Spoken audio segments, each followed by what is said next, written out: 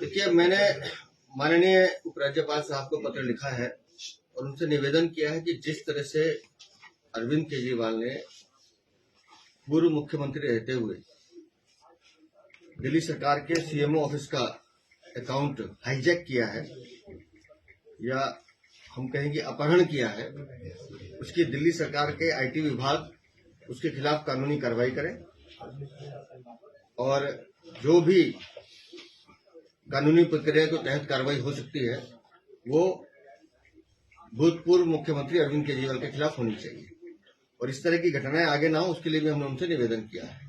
और साथ ही साथ हमने दूसरी जो विषय उसमें लिखा है कि वो कि दिल्ली की कार्यवाहक मुख्यमंत्री आतिशी मार लेना जिस तरह से भ्रांति फैला रही है, जिस तरह से झूठ बोल रही हैं, तो तुरंत पावर डिस्कॉम्स को भी आदेश दिया जाए कि वो स्वयं सामने आकर वस्तुस्थिति स्पष्ट करें कि किस तरह से दिल्ली की कार्यवाहक मुख्यमंत्री जनता को धोखा देने का और झूठ बोलने का काम कर रही है।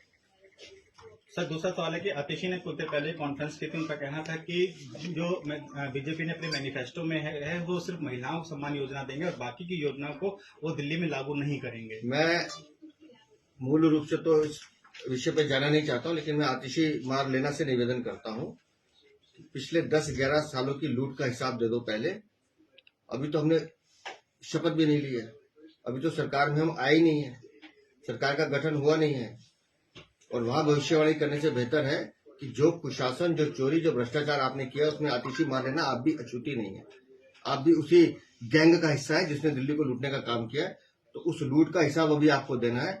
जब वो 14 सीएजी रिपोर्ट विधानसभा के पटल पर आएंगी तो आतिशी मार लेना, मैं उस दिन आपसे सवाल पूछूंगा कि हाँ बताओ तुम्हारा क्या जवाब है। सर, आतिशी ने कहा कि बीजेपी पर निशाना साधते हुए बीजेपी का इरादा काम करने का नहीं, लूट करने का है। बीजेपी लूट का ठिकरा आम आदमी पार्टी का। अभी मैंने बोला ना कि 10-11 साल जो आतिशी मार लेना करती रही है, इनके चरित्र में आ गया है आम आदमी पार्टी के कि हर चीज में लूट देखना।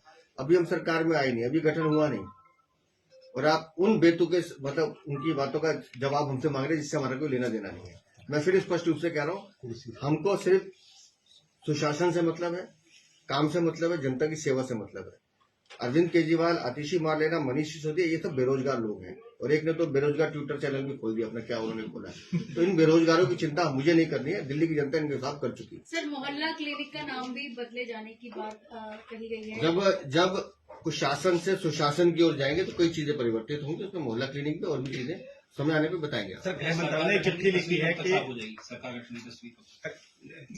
गृह मंत्रालय ने चिट्ठी लिखी है राष्ट्रपति को कि सत्येंद्र जैन जो दिल्ली के स्वास्थ्य मंत्री रह चुके हैं उनके खिलाफ मुकदमा चलाने के लिए। हर दोषी जो भ्रष्टाचार में लिप्त है, हर दोषी जिसने दिल्ली की जनता को लूटने का काम किया है, उसके खिलाफ कड़ी कार्रवाई होगी। ये माननीय प्रधानमंत्री जी का सीधा संदेश है और मैं इस बात को बहुत हृदय से नमन करते हुए उनको कहता हूं, दिल्ली की जनता को कह रहा हूं कि आपकी लूटी हुई कमाई का एक एक पैसा इन चोरों से वसूला जाएगा।